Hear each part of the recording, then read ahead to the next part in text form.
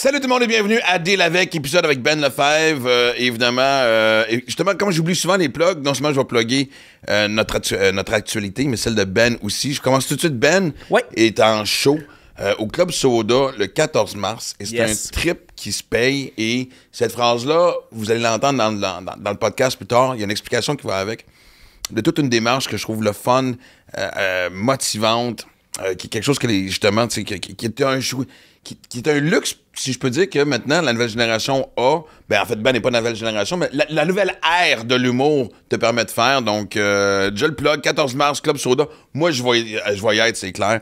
De l'autre côté, son podcast? Évidemment.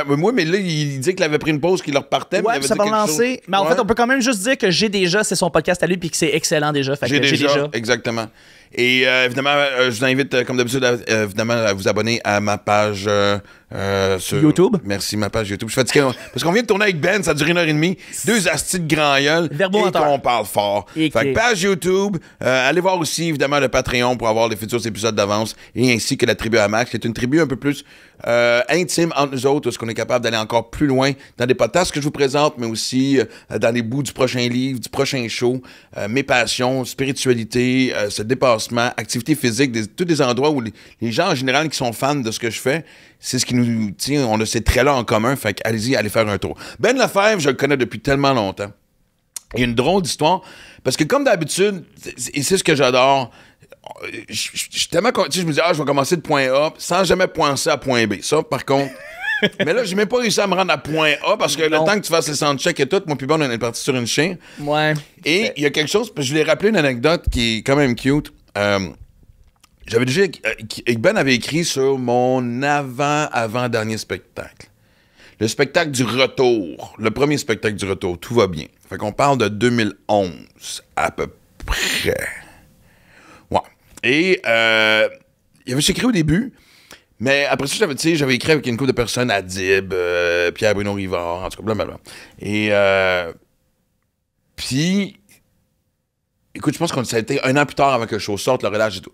Et je gagne aux Oliviers, je gagne texte de l'année. Et je remercie tout le monde. Et j'oublie Ben, puis Ben n'est pas dans la salle. Ben était resté chez eux. Fait que Ben, c'est Ben. Ben fait ses affaires quand c'est temps, puis tout. Fait que son nom... Puis je dis pas ça pour le discréditer, mais il y avait quelques gags, il y avait un petit bout de Ben, fait comme... Mais quand même, qui marchait calissement fort, qui valait la peine d'être mentionné. Fait que... Et en sortant de scène, quelqu'un dit, Ben, t'as oublié... Je pense que c'est PB. PB Rivard qui a dit, Ben, t'as oublié Ben. Je dis, tabarnak, asti Ben. Fait que je l'appelle, puis je me dis, man, je m'excuse tellement. Il dit, moi, honnêtement, je suis correct, mais tant que... Il dit, tant que tu m'envoies un Olivier, tu vas être bien content, tu sais. Puis je pense, je sais pas si c'est différent, je pense que l'artiste gagne, les auteurs payaient une affaire de cette de même. C'est encore ça, en fait. Les auteurs, généralement, il faut payer les Oliviers après ça. Ça n'a pas de bon sens. C'était 100 quelques piastres, me semble, non? Oh mon Dieu, maintenant, c'est plus ça pantoute, là. Mais c'est combien? C'est autour des 700-800 $. Hein? Par Olivier. Mais non! Par Olivier. Mais voyons. Je te jure. OK, mais peut-être que 100, j'exagère d'abord, mais c'était pas 500. Peut-être 300, là, tu sais. Wow, en tout cas, je me souviens juste que j'ai payé son Olivier pour m'excuser. Fait que. Puis tu vois, le prochain show, j'en ai pas parlé, mais à chaque fois que je vois Ben, puis c'est une belle évolution, Ben. Il a toujours été bon. Là, c'est un hostie c'est une bête sur scène. Tu sais, je veux dire, tu t'attaches. Il faudrait qu'il y ait des ceintures de sécurité après les sièges. C'est une tornade. Puis je l'adore en tant que personne. C'est encore une fois une des personnes que je croise pas assez souvent. Puis c'est justement. PB Rivard est toujours souvent un point de repère quand je sors un nouveau show pour me confronter. Puis j'aime bien ça. Tu sais, justement, là, je suis pas rendu très loin, mais le peu que j'ai fait, avec un lunch avec PB, j'ai fait « Ah, mon tabarnak! » Il m'a tout complètement déconstruit certaines affaires pour me faire voir les choses différemment. Je me souviens juste que j'avais un titre provisoire, puis PB me regardait en disant « Ah, OK, fait que tu veux passer pour un esti de gobelin de 50 ans hétéro en tabarnak. » Je fais « De quoi tu parles? » « Mais voyons, esti! » Ah, j'avais pas vu ça de même, tu sais. Fait puis c'est ça qui est le fun quand t'es en création. Du monde qu'on peut pas de confronter. Puis Ben fait partie de cette gang-là. Fait que je te le disais. C'est là parce que on fait toujours les intros après avoir tourné le podcast. Ben vient de quitter. Et fuck you avec tes Mr. Puff. Parce que là, c'est vraiment, man, c'est pire bon, que de la poudre, man. Ouais, c'est de la drogue. Non, mais j'en ai pris 2. Mais là, qu'est-ce que tu penses que je vais en faire en sortant d'ici? Tu vas t'acheter les Mr. Puff. Qu'est-ce que tu penses, man? Oui. Clairement. Fait que, mais j'étais content de le voir. Puis, écoute, il y a tellement d'affaires qu'on a pu se raconter. l'anecdote des catacombes en France. Dis rien. Il faut qu'on le réinvite. Faut que ce soit... C'est un des très bons invités de podcast, en fait, qu'on a eu à date avec, je pourrais dire, les Simon Delille. C'est toujours pertinent, toujours punché, toujours bon. Mais ça a été une tornade encore une fois. Vous allez tellement triper, gang. Là. Sérieusement, c'est hallucinant. Puis ceux qui connaissent pas Ben, c'est vraiment quelqu'un qui mérite sincèrement à être découvert. Et puis ici au podcast, mais ce qu'il fait sur scène et tout. Et fait qu'il y avait cette anecdote-là, puis je voulais y parler justement de ça, justement. Je voulais y dire, pendant le podcast, man, je veux que t'embarques. Tu sais, mec, je recommence à travailler sur le prochain show, là, je prends une petite pause pour finir le livre. De dire comme go. Parce que je sais que tu vas me confronter, je sais que tu vas me pousser plus loin, puis je sais que tu vas avoir le même ton. Fait que je te le dis là, Ben. Fait que enjoy, Ben, savourez. Ben, c'est comme un Mr. Puff. On t'est tombé dedans. Là. Exactement. Mais 14 mars au Club Soda, allez voir Ben. Et on part ça tout de suite. Je sais que ça s'appelle Deal avec, on va brasser de la marde. C'est territorial, la politique. Tu fais plus de beatbox. J'ai jamais fait de beatbox. Es-tu vraiment en train de parler de ça? OK. Le podcast à qui, finalement, cette affaire-là? OK, c'est ça, c'est correct. C'est correct. J'invite des chums, là. Fait que, tu sais, j'ai le goût de... Ding, ding, ding, ding, ding. Bienvenue dans mon monde. OK. CNN, il était allé à CNN, en tout cas. À CNN, mais il est allé comme faire 5 heures à CNN pour juste comme faire le tour de ce qui se passe. Là, je voulais qu'on voulait quasiment comme ça. C'est-tu Inside, Jon Stewart, le public québécois? Ou Jon Stewart. Est-ce que le monde connaît Jon Stewart? Non, on peut faire un parallèle. On peut faire un parallèle à donner un exemple de voir un humoriste faire ça au Québec. Exact. Genre, ça s'est pas fait encore. Ça s'est jamais fait. Là. Genre, l'exemple, ça serait d'aller à LCN ou à la Radio Cannes, puis...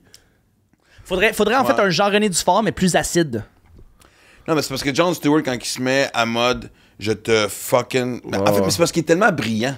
C'est pas juste parce que, tu sais, il y a des humoristes ou des journalistes ou des Jean René Dufort, comme tu dis, qui pourraient juste être pertinents, remettre la vérité en pleine face.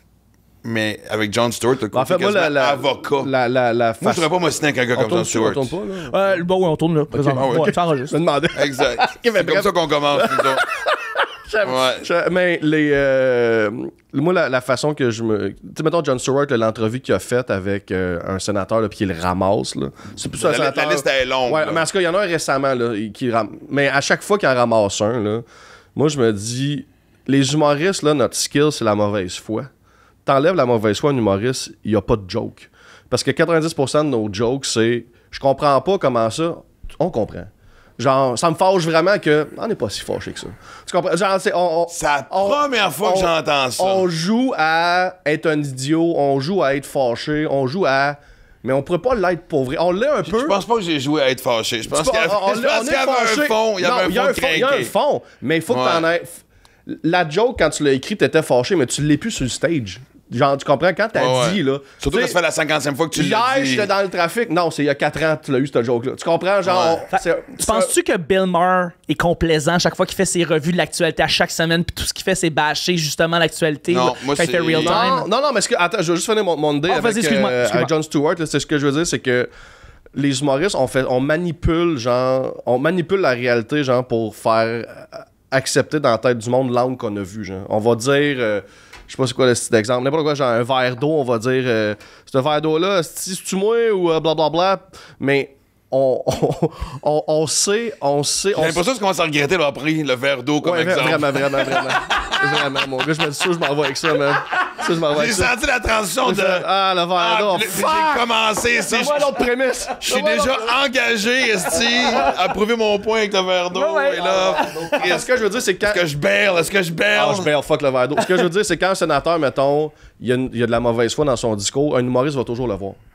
Les humoristes, on les voit, ces angles-là. On voit la mauvaise intention dans l'angle. Ben, c'est parce qu'en même temps, c'est du quoi? C'est qu'on est aussi des maîtres à ne pas embarquer dans le game puis de le faire à notre façon, au moins dans le pire des cas, tu comprends? Exact. En fait, parce qu'il y a bien du monde que t'interviews, surtout en politique, là, on n'apprend rien à personne. Ouais. C'est pas juste une cassette. Cassette, ça serait trop facile de dire ça. C'est une formule explicative. Ouais. Puis peu importe, t'es pas capable de faire déroger de ça. T'sais. T'as beau avoir les bons points, les mettre dans un coin, parce qu'ils n'ont pas le choix d'admettre. Je veux dire, Chris, au Québec, ça fait 30 ans qu'ils nous font croire que la raison que nos routes sont de la style marde, c'est à cause de l'hiver, qui clairement est différent de celle en Ontario et au Nouveau-Brunswick. Il n'y a pas un esti chat qui dit fucking rien, tabarnak. Tu comprends? Puis j'irais plus loin même là-dessus, en fait. Quand on voit, par exemple, des topos d'Infoman où est-ce que les politiciens savent légitimement qu'ils vont se faire interviewer, qu'ils risquent de se faire niaiser, ils font de bonne foi pareil. Ils savent que peut-être que dans le montage, il va y avoir une cassette qui va juste se mettre à flotter autour d'eux autres, puis genre, ils le font légitimement, même avec quelqu'un qui sait qu'il pourrait les niaiser, tu sais. Mais on n'est pas rentre dedans. Tu sais, mettons, tu donnais l'exemple tantôt de Jean-René Dufort. Le Jean-René, là, dans l'époque, là, qui en faisait plus, là, c'est très clownesque. C'était très clownesque. Ouais. C'est un petit peu comme, tu sais, je viens de t'avoir. Tu sais, mettons, mettons, là, tout le monde en parle, l'exemple, là, dans les années, là, dans les 15 ans que ça dure, ou peut-être plus tôt, là, mais bref, j'ai vu, mettons, Louis Morissette une fois ou deux, Patrick Huard une fois ou deux, mais c'est des humoristes, c'est ça. C'est les seuls, on dirait, qui sont game de caler la bullshit à quelqu'un. Je parle en entrevue. Exactement. Avoir un politicien ou avoir un panéliste, puis faire... T'as un peu tabarnak, qu'est-ce que il y a beaucoup de journalistes aussi. Il y a beaucoup de journalistes aussi, là. Les Patrick Lagacé qui viennent s'installer puis qui viennent poser puis tirer vers du nez de ministres qui vont se ramasser là, ça arrive. Il y en a aussi, là, tu sais. Ouais, t'as raison, mais c'est sa job. Je parle de quelqu'un qui est dans le milieu populaire, que c'est pas sa job, qui sort un peu de sa traque. C'est vrai. Juste parce que sa nature est plus forte de... Mais non, tabarnak, qu'est-ce que c'est rare qu'un chanteur, qu'un comédien... va sortir, tu sais, va caller un politicien ou caller une bullshit. Genre. C'est vrai. Un humoriste à la base, c'est un fou du roi. Ce que je veux dire, tu sais, oui, mais sais-tu, avec Patrick Sénécal qu'on en parlait justement, tu sais, moi, mon expression préférée a toujours été celle que le pire ennemi du roi, c'est pas l'autre roi en face de lui. Attends, le pire ennemi du roi, c'est pas le roi d'en face, c'est le fou dans sa cour. Ouais. Puis ça a toujours été un peu notre job, d'être un miroir de société et d'exposer les travers, tu sais. Et c'est ce qui est le fun, tu sais. Le rôle a changé ces temps-ci, puis en même temps, non, tu sais. C'est drôle parce que et là, on fait un petit peu de coq-à-l'âne, mais tu sais, à chaque fois, un sujet qui est revenu souvent dans le podcast, c'est, tu sais, les nouveaux paramètres de société pour être capable de transmettre le même message, mais avec le vocabulaire d'aujourd'hui, etc. Mais moi, quand je vais au bordel ou que je vais dans les soirées d'humour, c'est trash, ça rentre, tu sais, ça... Et toi, je veux dire, puis toi, t'es beaucoup plus sur le terrain que moi. T'as-tu le même feeling, tu sais, qu'il y a une exagération en dehors des clubs d'humour de ce qu'on peut dire, ce qu'on peut pas dire, et ce qui se passe vraiment d'intranché? Tout à fait. T'sais, en fait, ce qui se prédomine présentement dans le discours, c'est tout ce qui est à l'écran, que ce soit à télé ou sur les réseaux sociaux. Puis quand on parle de ce qui peut être dit puis pas dit, c'est dans ce territoire-là. Mais sur la scène, tu dis ce que tu veux, tabarnak. Genre, ça a tout le temps été on the side, là, tu sais. Puis même, genre, si ça choque quelques personnes ou... ça reste que... Ça va, là, genre, tu comprends? Genre, tu peux pas... Ce qui est dit sur la scène, ça crée un moment unique. Puis après ça, c'est terminé. Même si quelqu'un l'écrit le lendemain, j'ai vu tel humoriste, puis ça va... Tu comprends? C'est jamais... Ça peut pas aller si loin parce que c'est pas une vidéo, c'est pas un texte, c'est pas... T'étais pas là. Personne n'était là. Personne n'a le référent. Tout le monde fait juste voir un commentaire d'une... Ah, j'ai vu ça en show. À part les fonds litières qu'ils ont trouvé leur étincelle de la journée pour pogner un arbre et envoyer chez quelqu'un. Je pense qu'on est encore bénis sur la scène de... Mais de là à faire, peut-être aller, parce que tu sais, je veux qu'on vienne au point de départ de ce qu'on disait, parce que Jon Stewart, moi je veux dire, c'est un de mes idoles, honnêtement, là, tu sais, d'aller débarquer à CNN, débarquer à NBC, dans chaque raison. Puis tu sais, il a pas été genre juste attaquer la droite ou la gauche, il a été vraiment de la gauche à droite en passant par le centre plusieurs fois, là, tu sais, là, fait que il est capable d'aller faire des travers. Puis, tu sais, je sais pas si quelqu'un oserait faire ça au Québec. Puis des fois, je me pose toujours la question aussi, c'est pas... J'ai l'impression qu'aux États-Unis, quand t'es rendu assez big, t'as le droit de t'en calisser parce que veux pas, tu sais que tes factures vont être payées. Il y a le fuck you money, comme on dit. Merci, c'est l'expression que je cherchais. C'est rare qu'au Québec, on a le fuck you money. Parce que s'il y avait plus de fuck you money, je serais curieux de voir, parce qu'on est sans show, les Québécois. Les humoristes québécois, tu sais, on est quand même... Aux États-Unis, ils ont deux affaires qu'on... Ici, il y a du fuck you money, mais ce qu'on n'a pas ici... Ouais, quoi, il y a 3 personnes qui ont du fuck you money? Ça n'a pas tant que ça pour avoir un fuck you money. Ce qui nous manque ici, c'est le fuck you. Il y a assez de monde. Il y a tellement de monde sur notre territoire que j'ai mon fanbase pareil. C'est ça qui nous manque ici. Aux États-Unis, ils sont 350 millions. Fait que si, mettons, là, tu dis de quoi qu'il y a juste 5 millions de personnes qui vont triper sur toi sur le 350, t'as quand même 5 millions de personnes. Tu comprends-tu le pourcentage? Tandis que ici, si tu te mets la masse à dos puis tu vas juste dans la clientèle underground, bonne chance. Tu comprends? Genre, aux États-Unis, ils ont le fuck you. Je sais qu'il y a assez de monde sur notre territoire pour que j'aille trouver mon fanbase là-dedans, puis ils vont être assez nombreux pour me faire vivre. C'est pour ça qu'on a... Ici, il faut tout le temps, genre, tu parles un peu à la masse, puis peut-être un peu champ gauche, mais si tu vas trop champ gauche, Tu comprends? Genre, on a le pourcentage de gens qui peut triper sur quelqu'un qui est très Jon Stewart-esque, genre, il est peut-être moins nombreux. C'est l'impression qu'aux États-Unis, ces gens-là, justement, qui arrivent je pense à des Bill Burr, à des Bill Maher, Stewart et compagnie, c'est pas juste des humoristes, là, Dave Chappelle. Mais c'est plus des humoristes. Je trouve qu'ils ont overstep le rôle d'humoriste. Là. Dans le bon sens? Dans le bon sens. Dans le bon sens, dans le sens que... Ben, c'est quasiment prophétique par moment. Exact. Non, c'est ça. C'est des activistes, name it, là. Genre, ils ont des... C'est comme George Carlin, name it, là. Genre, tu dépasses... Des disciples de George. Exact. George, à la fin, il était même pas un humoriste. Il y avait pas un calice de gag dans ses specials. Mais on l'écoutait, Ben oui, c'était juste des rants. Ouais. C'était juste comme... Je me rappelle à l'ENH, nos profs nous avaient fait écouter, puis c'est la première fois que j'écoutais George Carlin, j'étais comme, je comprends, le monsieur, il est brillant, mais il n'y a pas un calice de gag. Tout le monde clappe. C'est parce qu'après 40 ans, c'est la récompense de 40 ans de métier. Je le sais. Même pas obligé de faire des punchs. Je comprends. Juste des prémices. À 20 ans, je suis titre à apprendre à écrire des gags. Le monsieur fait une demi-heure qui crie, le monde le clappe. Pas un crise de gag. C'est une règle de 3, quelque chose, c'est George, j'en ai de quoi? Mais en même temps, j'ai l'impression que ces gens-là, avant de se mettre une population à dos, il faudrait vraiment qu'il y ait ce pas de trop-là, je veux dire, tu parles, t'as dit le mot activiste, je veux dire, c'est pas juste des fans, c'est des gens qui, de par leur parole, ont un impact. Jon Stewart a réussi à faire en sorte que les premiers répondants de 9/11, du 11 septembre, aient pu avoir l'extension sur l'assurance maladie, évidemment, parce qu'aux États-Unis, c'est privé. Puis moi, c'est drôle, je me souviens plus ce que j'étais, mais je suis tombé par pur hasard où est-ce qu'il repassait le discours qu'il a fait devant le Congrès ou le Sénat, je me souviens plus, un des deux. Avec les larmes aux yeux et passionné. Puis, je veux dire, honnêtement, si moi vraiment, puis même si t'es pas bilingue, honnêtement, tu vas voir quelque part, c'est sous-titré, c'est d'une beauté et d'une paix. Et tabarnak, man, c'était comme genre John for President, là, du gars, on y va là. Ce gars-là se présente aux élections. C'est clair. Mais encore là, c'est drôle parce que il y a bien de la droite qui. Mais il serait capable d'aller chercher de la droite. C'est ça qui est le fun de John. Il serait capable d'en chercher un peu. Mettons versus Bernie Sanders, qui n'est pas une petite personne de droite qui veut rien savoir. John serait capable d'en chercher une couple. Attends, il se présenterait pour les démocrates? John? Je pense que oui. Ben, de toute façon, ce qui manque à ce pays-là, c'est un... John serait pas indépendant? Il serait pas indépendant. Ben non, mais il gagnerait jamais indépendant. Je parle dans un hypothétique où vraiment il serait. Ouais, s'il y avait l'intention de devenir président, il faut qu'il en soit juste un des deux. Sur le camp démocrate. Il n'y aurait pas le choix. Ouais. Et nous, de toute façon, regarde, on tombe pas dans ce sujet-là parce que si tu prends les gens, on va faire. La moitié du monde déjà des vidéos de chat, là. Ouais, vidéos de chat. On va écouter le son, mec. Peut-être qu'à un moment donné, si on est chanceux, on va parler de cul. Mange le cul, là. Ouais. L'autre moitié, c'est en train de se rouler un bat en disant c'est la seule façon aussi que je vais être capable de suivre. Pas de les humoristes se parlent, tu sais, les gens qui me font un commentaire. On est amis avec des humoristes. Vous êtes des fous, vous autres des parties. Bon, ouais, check ça. Mais c'est drôle parce que le monde me disait. Souvent, le commentaire que j'ai sur Deal avec, c'est le fun parce que même quand tu parles des humoristes, ça sort des terrains battus de ce qu'on voit ailleurs. On vient de sortir des terrains battus en parlant de la création d'un troisième parti politique.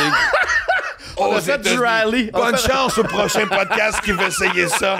En tout cas. On a fait du rallye dans Dirt, au Texas. On est allé loin. Oh, j'aime ça l'image. Mais tantôt, quand on parlait des humoristes qui ont fait des rants, je sais pas si t'as vu celui de justement à Bill Maher de. What's his name? Le British avec les cheveux longs bruns, là. Les cheveux longs bruns. Voyons, Sti. Ah oui, en fait, sur son podcast. Il y a un podcast, là, sur YouTube. Brent. J'ai vu son prénom. Je vais checker ça. Ouais, il est space, mais tabarnak, il est brillant. Bright, là. Mais lui, il a toujours donné l'idée d'un personnage. À Bill Maher, a décollé le studio, là. Genre, rentrer dans Bill, rentrer dans les intervenants, rentrer dans la chaîne de télé. Genre, il y a un peu comme ce que Jon Stewart a fait récemment avec CNN. Là. Mais c'est ça, ici, on revenait ici, qui irait genre à LCN se ramasser. Mais c'est parce que j'ai l'impression qu'au Québec, il n'y aurait pas le hype que ça créerait aux États-Unis. Au Québec, on est quand même un village. C'est pas fin, pourquoi il a crié après pourquoi il est fâché? Pourquoi il est fâché après la madame journaliste ou... Non, mais on dit, tu sais... C'est pas Russell Brand? Russell Brand. Ouais, Russell Brand. Merci. Et, mais c'est surtout que... tu sais, je sais pas, mais tu l'as dit tantôt, aux États-Unis, tu sais, si tu fais plaisir à 1% de la population de ton following, tu peux partir en tournée, tu sais, je veux dire... Et c'est pas juste ça, mais c'est que j'ai l'impression qu'ici... Il y a quelque chose de pas un cult following, mais je reviens sur Dave Chappelle, toute cette gang-là, c'est genre, il y a un rah, tu comprends-tu, tu sais? je débarquerai d'un tranché avec toi n'importe quand. Je vais te suivre. Ici, on entend, il y a un cynisme de plate de pour qui se prend le clown. Il veut de l'attention. Oui, mais Qu'est-ce qu'on a... Ce que je trouve dommage au Québec, c'est qu'on a on a l'abaissement facile. Ah non, mais l'attention, je suis plus capable d'entendre ça. Tu sais, moi, je fais des vidéos là, sur TikTok, Instagram, Facebook, puis je dis une niaiserie. Là. Je suis dans mon char, dans mon lit, là, je dis de la merde. Puis récemment, j'en ai fait un. De quoi je parlais? Je l'ai vu un tantôt. C'est quoi la fille qui fait de la soupe? C'était dégueulasse. Ah, mais c'est drette ça là. 15 secondes, je fais juste rire de ça. Puis, un gars qui écrit en commentaire, elle fait comme toi, elle veut juste de l'attention. Je suis comme. Non, si je fais pas ça pour avoir de l'attention, j'ai 40 ans, sacrément. Genre, je fais ça pour faire rire le monde.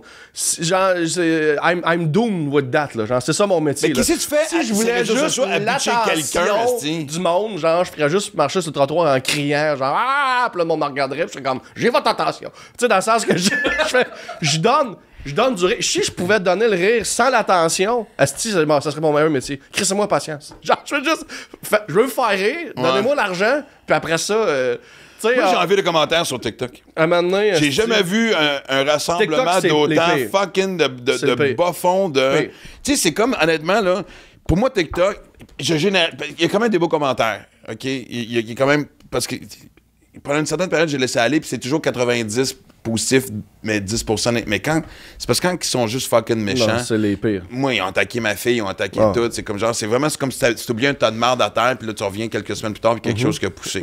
Ça, pour moi, c'est les bas-fonds de litière. Moi, ce qui m'avait fait rire, puis je l'avais dit dans l'entrevue avec Philippe Fému, puis il dit, t'as pas répondu ça, mais on avait reçu Zoé Duval ici, puis on parlait des influenceurs, puis le nombre de bonhommes, esti. Pas un vrai job. Ben, des femmes aussi, là, tu sais. Pas une vraie job. Chris, esti. Parle à Étienne Preach si c'est une vraie job ou pas, à recevoir une couple de millions par année, tu comprends-tu? Chris, je veux dire, il y a combien d'influenceurs payent en impôts que bien du monde gagne dans leur année? Exact. Puis je me disais, Chris, j'ai manqué de dire, vraiment, hey, le petit bonhomme avec ton fucking sandwich au jambon, c'est l'heure du midi, si la dernière fois j'ai checké, tu travailles pour quelqu'un, cette génération-là, que tu sois d'accord ou pas, Chris, c'est quelque chose d'admirable à genre, je tente quelque chose, je me lance, mais ça, cette génération-là, moi, ma mère, quand j'étais jeune, elle m'avait dit, je m'en crisse que tu sois un docteur, un avocat, que tu sois en arrière d'un truc de vidange, tant que tu fais ce que t'aimes puis tu le fais pour les bonnes raisons. Genre, dans le sens que si t'es passionné de ramasser des vidanges, c'est correct. Mais si tu ramasses des vidanges parce que t'as abouti là, t'as pas été game de chase your dream, ça, c'est non. Tu comprends? Genre, fais ce que t'aimes, puis sois passionné. C'est quoi le pourcentage de la population, tu penses, qui ont abandonné un rêve? Non, mais c'est ça. Mais ça, je te dis, mais cette génération-là, ma mère, elle vient de la génération. Tu sais, là, mettons, Yvon Deschamps, le fameux une illusion que ça donne, puis le bon boss, là. Tu sais, il y a un temps, à l'époque, c'était si t'as juste une bonne job, Chris, fente ta gueule, puis garde-la. Prêt de retraite à 65, tu mourras à 66. Exact. Mais un an pour bénéficier mais toute cette génération-là, là, qui sont nos parents, dans le fond, eux autres l'ont vécu, ça, là, le bon job syndiqué, là, le bon boss. Là. Mais ils sont tous morts en dedans. Là. Fait que eux autres, les parents qui ont allumé là-dedans, ils ont dit à leur enfant, sois passionné. Rentre pas dans la même prison que moi. Exactement. Mais ceux qui sont dans la prison sont en tabarnak de voir ceux qui ne sont pas dedans. Mais oui. Puis ils sont comme... C'est de l'envie. Pour eux autres, une vraie job, c'est se faire chier, être malheureux, puis être... se faire... Comme si tu sors de ça dans leur tête, c'est comme Chris, t'es sorti du rang, toi, tabarnak. Mais moi, je m'identifie sorti du rang, puis pas moi. Le pire, c'est que je m'identifie des fois à ce monde-là, parce qu'il y a une période de ma vie où j'étais tellement enragé que... Tu sais, ça m'est déjà arrivé de répondre à du monde ou pas envoyer des commentaires. Je t'aurais pas écrit, tu comprends-tu? Mais je comprends la source de la rage, de la frustration de Chris, la vie va pas comme je veux. Toi, ça a l'air de bien aller, tu me fais chier.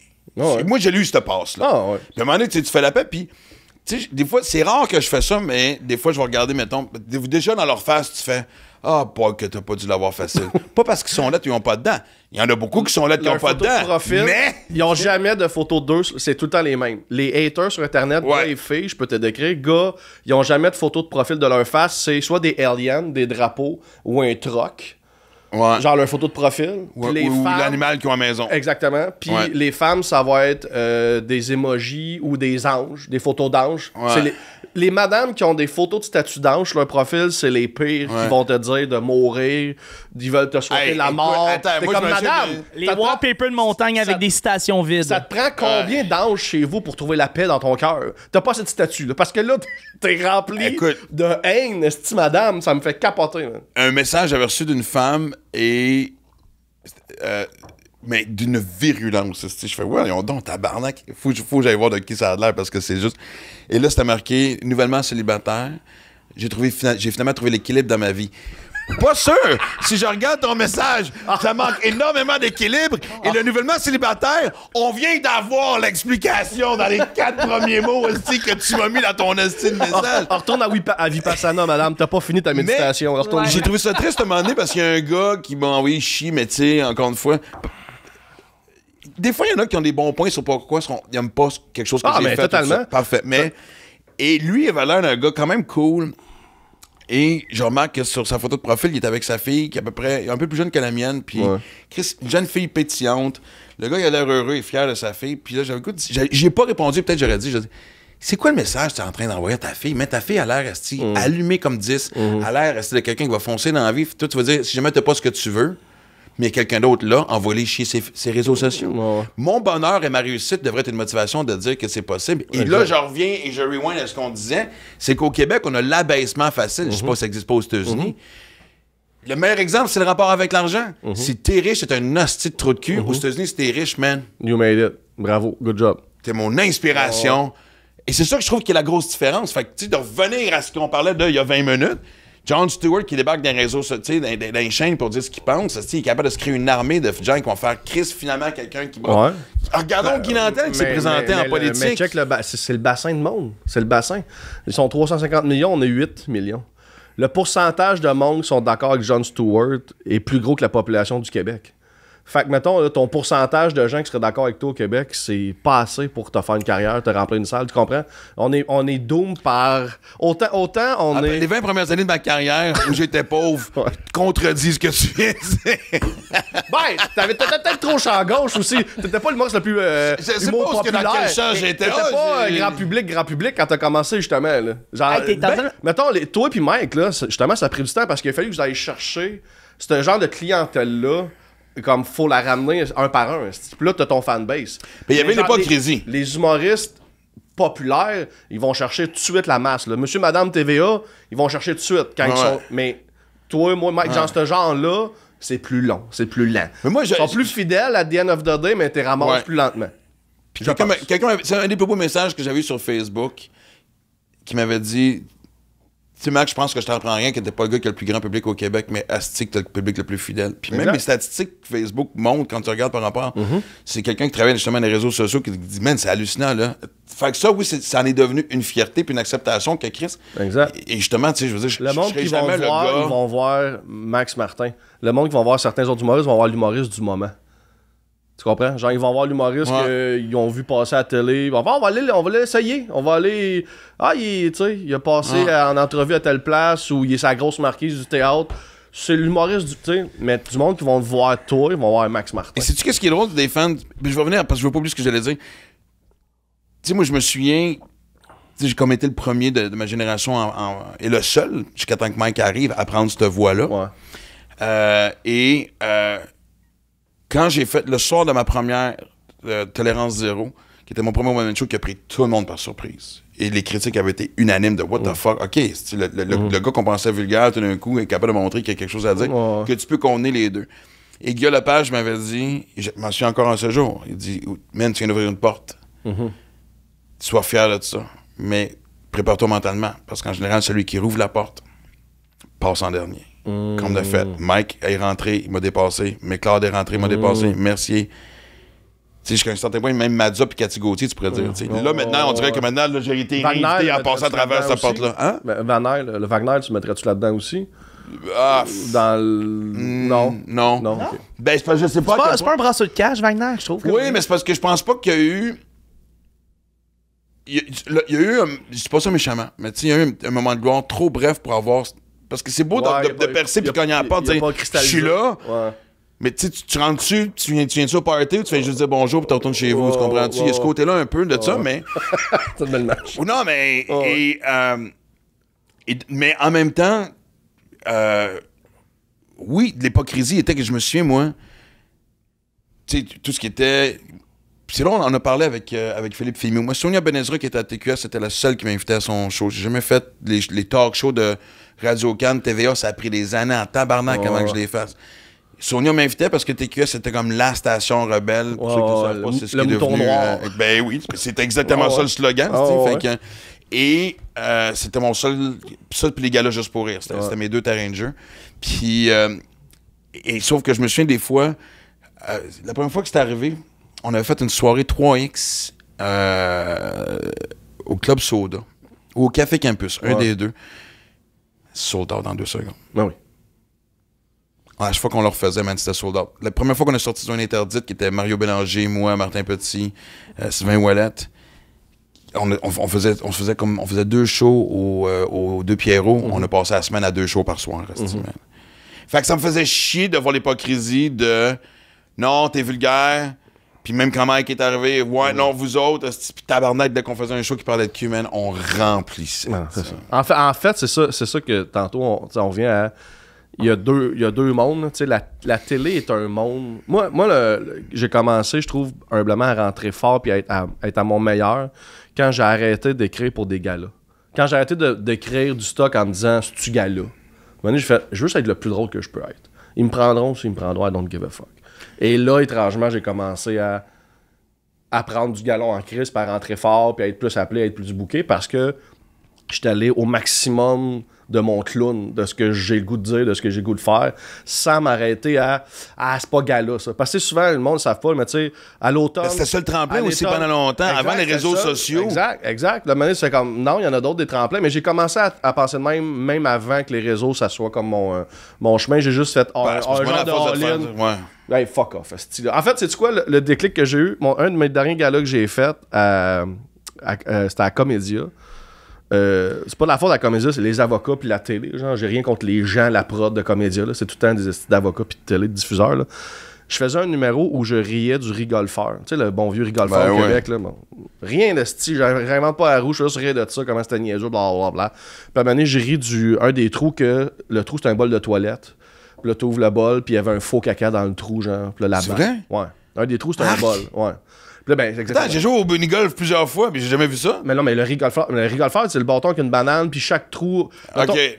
T'as jamais joué là? OK, non. Puis il y avait un étron dans... Attends, c'est des trous... Mettons, il y a un trou, là, que tu tapais ta balle, il y avait un panneau, puis il y a un trou, ta balle a passé le panneau, mais là, l'autre bord, c'était rempli de balles clouées, puis là, tu sais pas c'est laquelle, puis quand tu tapes une des fausses balles, tu comptes ça comme un coup. Fait qu'il y a plein de trous loufoques de même. Tu sais, des trous, tu te fais arroser. Rigolfeur! Le bâton, c'est une banane. Tabarnak! C'est une banane! Je suis en train de faire mon numéro.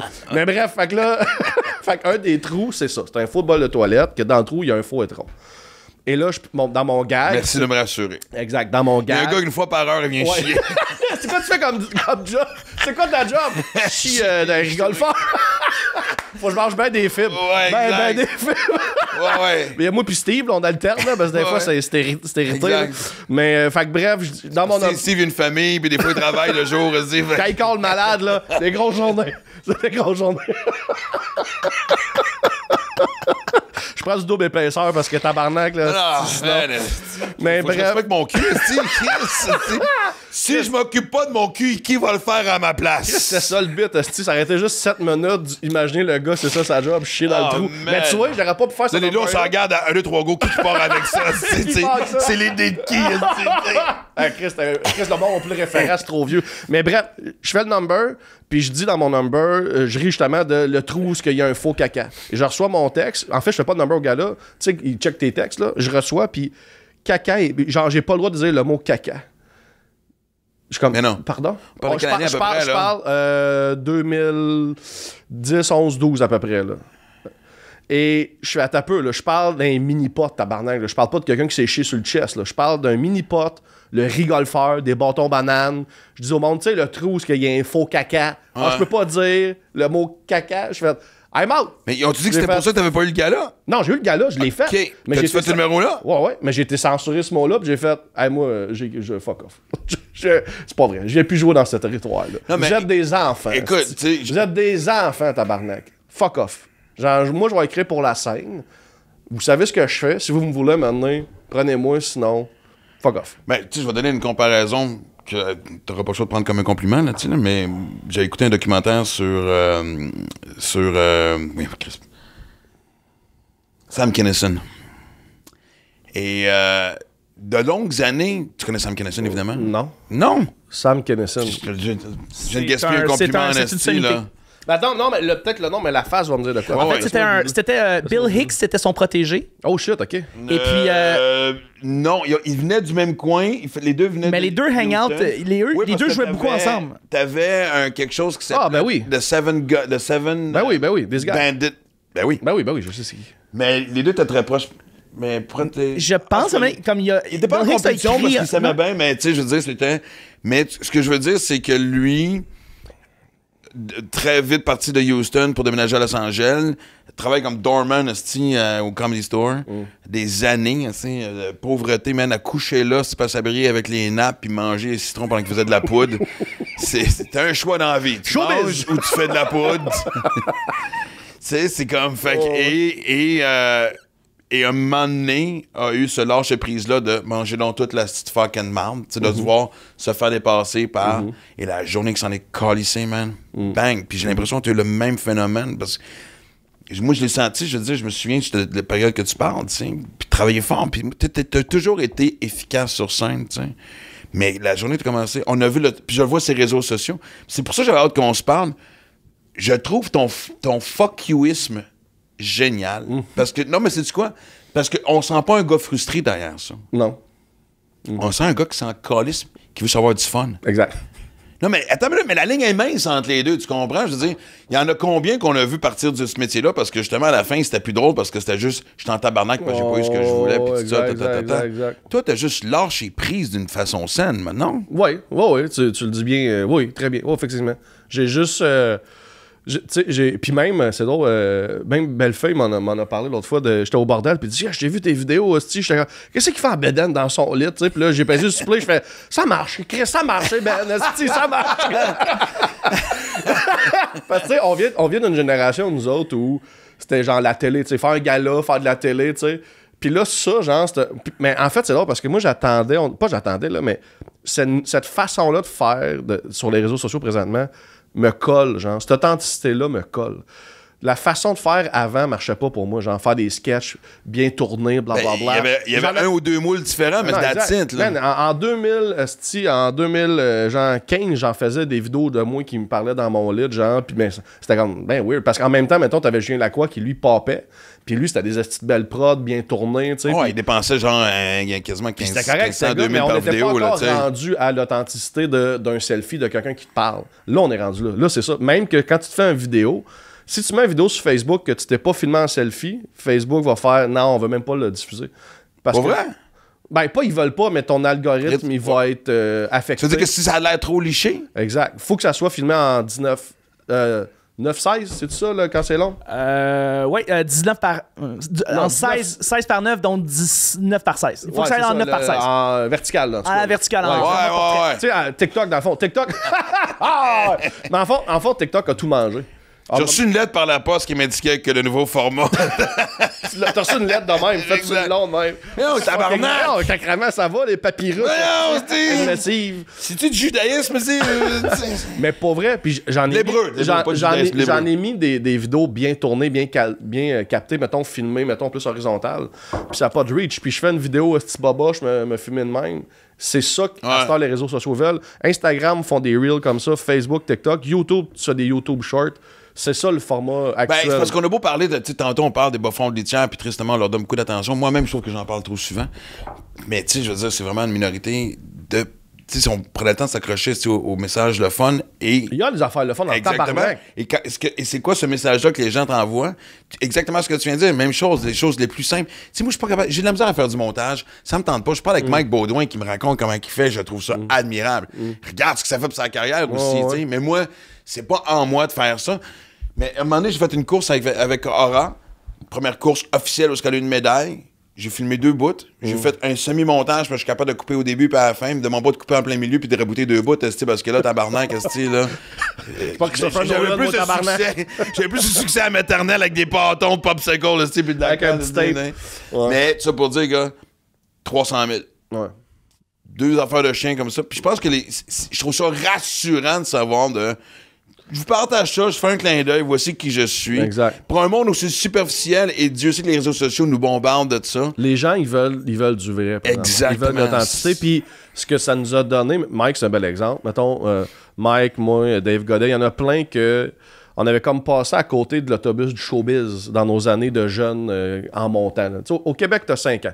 Au Québec, là, quand tu commences, t'as 5 ans pour te faire pogner dans le filet. Dans le filet. Si t'es pas pogné dans ce filet-là, ben ta route va être plus longue. Tu vas revenir, là. La loupe va revenir, mais ça va être plus long.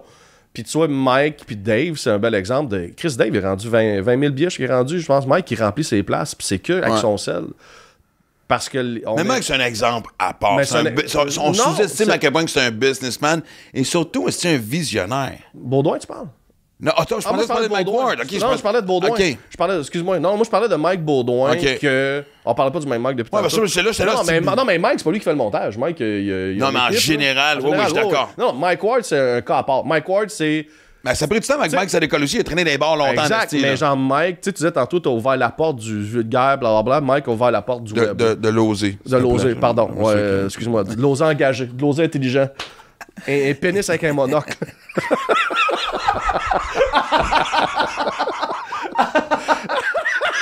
Imagine l'affiche. Oui, ça. Imagine l'affiche. Max Martin. Ouais. Engagé. T'es glac avec un monocle là même. Mais non, je parlais de Mike Baudouin. Tu sais, c'est qui Mike? Ben oui. Mike... C'est lui que je parlais tantôt pour le montage. Bon, c'est ça. C'est pour ça que j'ai fait un lien avec Mike. Mais c'est ça, tu vois. Ça a démocratisé le lien qu'un artiste peut avoir avec le public. Back in the days, tu le sais, si un diffuseur, un producteur faisait pas You're the next big thing ou genre toi, viens-t'en, je te mets à mon écran, t'étais pas à l'écran de personne. Non. Personne n'avait des grosses crises de caméra avec un tech de nid en arrière avec un micro. T'avais pas accès à ça. À cette heure, tout le monde a un studio. Tout le monde a son studio. Fait que t'as pas besoin d'attendre. Dans sa main, man. Dans sa main. Fait que t'as pas besoin d'attendre que quelqu'un te donne le green light de t'as le droit à ta carrière. T'as le droit d'être devant les gens. Moi, j'ai décidé dans le tas, là, toi, tu peux être devant l'écran. Non, moi, je suis devant l'écran. Je suis devant mon écran. Je le donne aux gens. S'il y a du monde qui aime ça, tant mieux. Sinon, non. Allez tout chier. Ça a-tu été un soulagement pour toi, justement, d'avoir cette espèce d'autonomie-là? Ben, en fait, poser la question, c'est y répondre, mais... T'as l'air d'être aussi heureux que le pénis avec le monocle, tu sais, sur ma prochaine affiche. Non, moi, le contact que je peux avoir avec le monde, tu sais, puis même mon podcast, j'ai déjà... Ça pourrait pas être à la télé, genre c'est trop trash, c'est des confidences gênantes. Mais le web pour. C'est trop de le faire d'ailleurs, je me souviens. Ouais, on peut s'en reparler parce que j'ai de quoi que ça vient. Parce que bref, j'ai comme arrêté de le faire, mais il y a de quoi que ça vient. On s'en parlera. Mais bref, Internet a donné la chance à ce genre de contenu-là d'exister. Mon podcast, j'aurais jamais pu faire ce contenu-là à la télé. Internet m'a donné la chance de. Ce que je dis dans mes vidéos, je peux juste le dire sur Internet. C'est pas vrai.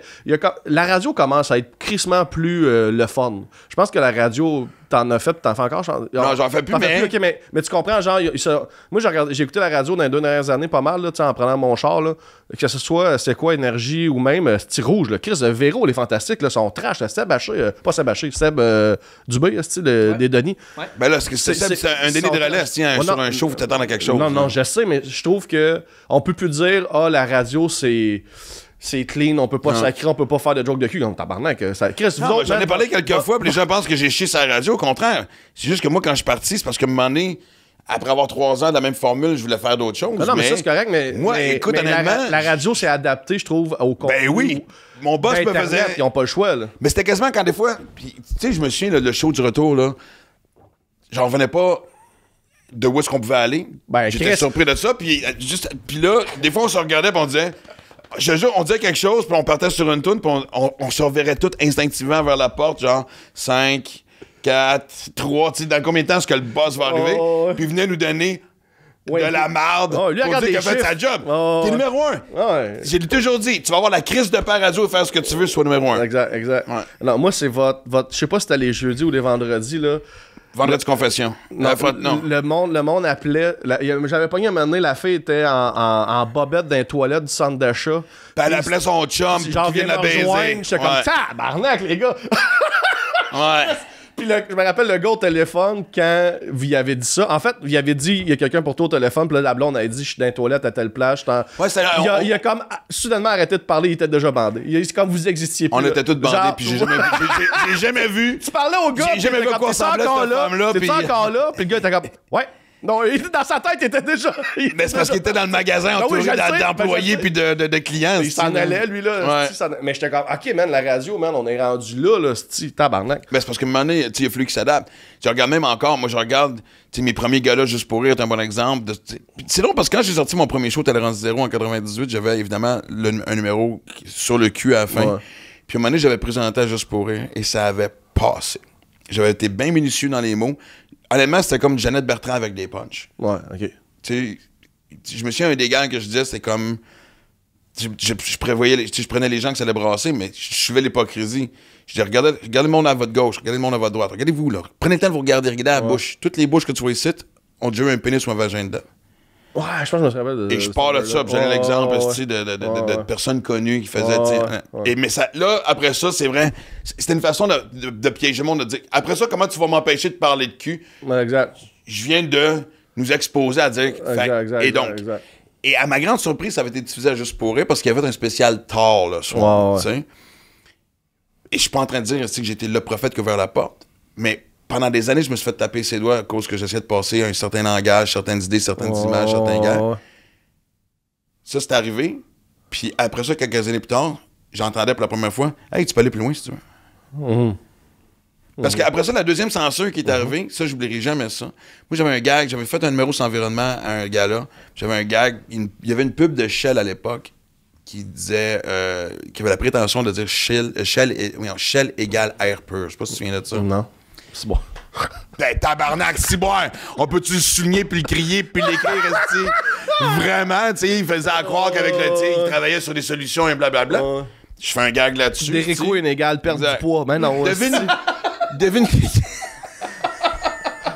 Mais devine qui était un des commanditaires de gars-là. Ah, ouais, c'est ça. Devine quel gag a été coupé. Ouais, c'est ça. Gag de Trépas 3, j'aurais pas en faire 15, mais je pouvais pas blaster Shell. There you go. Imagine, c'est pour ça qu'Internet Takeover, parce qu'on n'a pas de commanditaire. Tu dis ce que tu veux, Calis. Il n'y a personne, il n'y a pas un commanditaire qui paye la caméra, qui paye le tech, qui paye le studio, qui te paye toi. Non, je dis des choses. Mais c'est un peu genre power to the people. C'est la beauté derrière tout ça. C'est de prendre le contrôle de... Oui, bien sûr, absolument. En passant, ce verre d'eau vous est présenté par Manscaped. N'oubliez pas, Manscaped 15, il est avec. Il n'y a pas, c'est vrai, t'as raison, il n'y a pas de commanditaire sur Internet. Ben là, techniquement, on en a un si on est rendu aussi à l'automne. Mais je vais t'en prendre un, moi aussi. Ouais, mais t'en dépends pas. Dans le sens que si jamais toi pis ce commanditaire-là, vous avez une base, tu ferais merci, sorry, bye-bye. Dans le sens que, tu sais, ces gars-là, ces gros shows-là, ils n'existent pas sans leur gros commanditaire. Fait que quand le gros commanditaire comme paye la grosse enveloppe, ils veulent, tu sais, faire plaisir. On attend. Je sais pas pourquoi. Ouais, je sais pas pourquoi. Non, mais je pense que les gens sont un peu dans le suspense de savoir quand est-ce que les verres d'eau vont arriver. Moi, j'ai une histoire... 40 qui écoutent présentement le show. Moi, j'ai une belle histoire de commanditaire de jeunes novices qui sait pas comment marche la game, là. OK, allons-y. Quand j'étais à Musique Plus, j'étais à Musique Plus exactement 4 secondes pendant que le bateau coulait, là. Pour vrai? Ça, je veux que tu m'en parles. Ouais, on peut en parler. J'étais, en fait, tu sais, le Titanic, là, la scène à la fin, quand il joue du violon sur le pont pendant que le bateau coule, ben moi, je jouais du violon sur le trottoir. Le bateau coulait, puis j'étais allé dessus jouer. Ça coulait. Volontairement. Oh, ouais, ça coulait, là. J'étais pas genre pris dans le bateau, j'étais sur le trottoir. Le bateau coulait, je jouais du violon là-dessus, moi. Mais explique le détail, je suis curieux. Non, parce que... C'était mémorable. C'est à peu près ça, j'ai écouté tes émissions, man. C'était mémorable. En fait, parce que ça me dit quelque chose. Ça s'appelait MP6. C'est un talk show qui a duré 4 secondes et quart. En fait, la station a duré 4 secondes et quart. Tout est mort cette saison-là. Musique Plus là, a eu ses années de gloire. Après ça, on sont tombés dans les trucs américains achetés, là, les Kardashians, ces patentes là. Puis le monde se plaignait, Chris, on veut du contenu québécois original, on veut du Québec. On veut de la musique, on veut des vidéos, ça le dit. Exactement. Fait que là, il y a c'est pas juste musique, t'es musique plus. Ouais, mais là, mais c'était le début de YouTube où les vidéoclips, le monde les regarde. Ok, moi t'as raison. La station mourait. Fait que bref, ils ont fait un dernier essai, genre un all-in. Si on essaye de redonner vie à cette station-là, changer le logo, changer la patente. Puis à l'automne, c'était ils revendent Musique Plus. Là, c'était on ramène Claude Rajotte, Le Cimetière des CD. On ramène telle affaire, des émissions originales, plus de vidéoclips. Ils ramènent Sonia Benezra est revenue. Genre, on ramène les vieilles stars de Musique Plus, excuse-moi. On amène des petits jeunes nouveaux. C'était comme on repart la machine. Puis il y avait sûrement qu'eux autres avaient un genre de vision des chiffres qu'ils voulaient atteindre, mettons, dans la saison d'automne. Mais le gars à Toronto à qui ça appartient, là, Bell, whatever, là, lui, il reçoit des chiffres. C'est quoi ces chiffres-là? Fuck off, là, genre. Je sais pas c'est quoi votre option, là, mais ça a coûté combien, cette revamper, toute cette affaire-là? On a ça comme chiffre. Tu sais, la plug, bye-bye. À Noël, tout ce qui était en ondes à Musique Plus a été crissé d'un vidange. Pas juste mon show, là, tous les shows. Là. Après Noël, Musique Plus était pire qu'avant, mettons, qu'il ait revampé tout ça, parce que là, il n'y avait plus une scène. Mais ça, c'est un des grands problèmes une scène, aussi. C'était des quiz où le monde fait gagner des cartes cadeaux chez Ardennes. C'était dégueulasse, là. C'était dégueulasse. Des reprises de buzz. Des reprises de buzz. Non, c'était dégueulasse, là. Genre, ils ont fait... All-in, on avait poker, on avait rien, là. Un joker puis la carte des règlements. Non, mais moi, je me souviens qu'à la fin, j'écoutais plus parce que c'est un peu aussi comme à la fin, tu sais, j'ai comme participé à ceux qui ont arrêté d'aller voir des expos parce que j'ai l'impression que c'était d'aller voir ma grand-mère à l'hôpital puis j'attends qu'elle meure. Exact. Non, mais c'est pas ça méchamment, mais Colin. C'est ça. Fait que, tu sais, de regarder Musique Plus, c'était pénible parce que c'était tellement... Moi, quand je suis rentré là, en fait, moi, je les ai rencontrés, j'étais allé pitcher un show télé, mon show télé à moi. Genre, j'avais un concept de sketch, blablabla. Finalement, ils me disaient, ah non, ça marchera pas, mais on a vraiment aimé ta dégaine, genre dans le meeting. Si t'as l'air allumé, on cherche un jeune pour animer un nouveau talk show. Moi, je sais pas, moi, ok. Voilà. La veille, je passe la soirée avec mon ex, on fait le party. J'arrive à l'audition, mon gars, 3 heures de sommeil, mais sur le gun, blablabla, funny. Il y a une période où on pouvait faire ça, mais on était encore allumé. Exact, là, non. Et là, 3 heures de sommeil? Non. Excusez, mais... Et là, hey, t'as le show. Tu vas être l'animateur du talk show. Le plus gros talk show ever à Musique Plus. Ça va être 4 jours semaine, en direct, live. Hey, ça me dit vraiment quelque chose. Et là, je fais, bon, ben, alright, let's go. Moi, je suis très comme, allons-y, là. Et le show, dès le départ, c'était n'importe quoi. Moi, j'étais supposé de co-animateur avec Shelly, qui était une des stars de Musique Plus. Je pense qu'on a été ensemble 3 fois sur les 2 mois et demi que le show a existé. Elle était jamais là. Genre, déjà, à la base, le duo mère, parce que Shelly, il envoyait toujours ses gros shows. Tu sais, mettons, Blink qui venait jouer à Québec, ben il envoyait Shelly à Québec, mais là, il n'est pas là pour le show télé. Fait que là, ben en remplacement, c'était genre Toby ou Reg Laplante ou Mathieu, qui est très correct. Je les aimais oui. It's all good. C'est juste que si tu veux créer une fidélité aux gens, si ta co-animatrice est jamais là, ben déjà le show, c'est un peu pas clair. Puis moi, tu sais, on reste des humoristes, là, tu sais. Fait que j'avais bonjour, bienvenue à MP6, le show pas clair, parce qu'on sait pas ce qui se passe. Là, je commençais le show de même. Mais c'était aussi un peu dans... Ouais, mais la nature de Musique Plus, c'était ça aussi. C'était ça qu'ils voulaient. Moi, ils m'ont dit, on te veut parce que t'es révérencieux, t'es jeune, t'es trash, blablabla, on veut que... Puis moi, j'avais du stand-up à écrire à tous les jours. Genre, un stand-up. Mes journées n'avaient pas de sens. J'arrivais à 9h le matin, il fallait que je prépare mes entrevues, que j'écoute de la musique, que j'écrive du stand-up, un 5 minutes de stand-up. Pas de staff, évidemment. Pas de budget pour aucun auteur. J'avais des auteurs qui écrivaient des affaires pour, mettons, les biographies ou whatever. Mais non, mais ton stand-up, c'est plus tough, là. All me, à tous les jours, un nouveau 5, là. Tous les jours. Hey, 5. Tu me dirais 2-3, je peux faire OK. C'était peut-être 3-4, mais genre, c'est quand même 5, peu importe. 5, Je me disais, en fait, moi, j'animais dans le temps au Saint-Sport, je me disais, j'écris un nouveau 15 à tous les semaines, il n'y a rien là. Mettons, 3-4 minutes x 4, ça fait ça à peu près 15. Non, c'est les sujets, tabarnak. C'est facile étirer un sujet pendant 15 minutes. Le problème, c'est trouver des sujets différents, tu comprends? Fait qu'à toujours, comme tabarnak, de quoi je vais parler aujourd'hui. Puis bref, fait que je préparais mes journées. À 6h, la caméra était on était live, puis là, paf, stand-up, là, Puis le stand-up, il fallait que j'envoie mon texte, moi, pour la faire prouver au boss. Puis, évidemment, les madames, c'était les madames de bureau, ils disaient ça, là, je sais pas si tu peux dire ça, blablabla. Fait que là, attends, à un moment donné, j'ai catché la game, c'est live. Les jokes que je savais qui étaient pour me couper, je les mettais pas dans le texte. Ben, bravo. Je les improvisais par erreur sur le moment. J'étais en feu. Puis, t'avais-tu du feedback ou il te collait la pep? Exactement. Il la regardait même pas. Ben, exact. J'allais dire. Quand j'ai fait, hey, pour vrai, vous nous laissez à nous-mêmes, anyway, là. Non, mais peux-tu t'entendre des histoires? T'en raconter des histoires de multinationales? Attends, je vais finir avec mon. Je vais faire une histoire de commanditaire. Vas-y. Parce que c'était de ça qu'on parlait, là. Le plus gros commanditaire, c'était Rogers. En passant, Rogers, aujourd'hui, tu veux faire de quoi? Je suis rendu un professionnel, ça peut se passer. Mais à l'époque, j'étais jeune et naïf.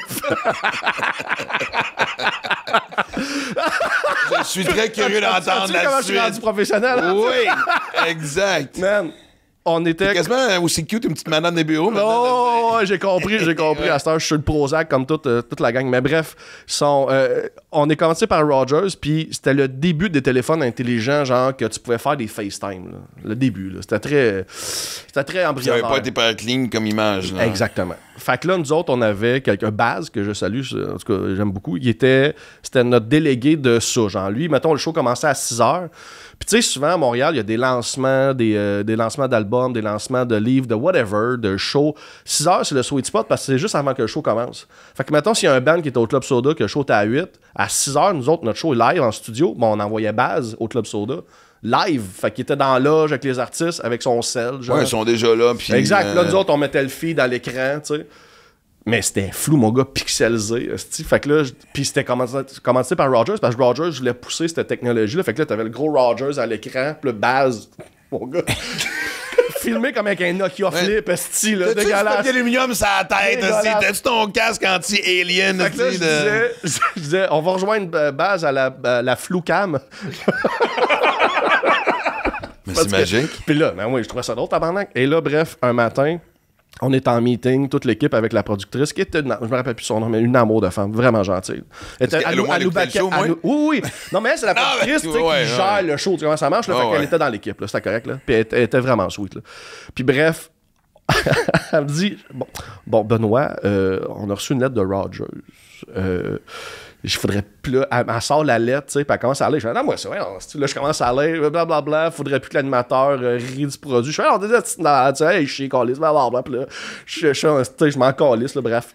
Le lendemain matin. Mais ça, c'est au meeting, c'est pas en ondes. Non, ça, c'est au meeting, on a un meeting. Le lendemain, elle vient me voir, elle fait, ouais, Ben, j'ai failli perdre ma job. Là. Comment ça? Elle dit, ben, tu sais, hier, là, la lettre, là, quand tu m'as pris dans les mains puis tu l'as lu puis t'en riais, là, ça donne que le bureau à côté, le gars de Rogers était là pour un autre meeting puis il a tout entendu. Non. Ouais. Je fais, je suis désolé.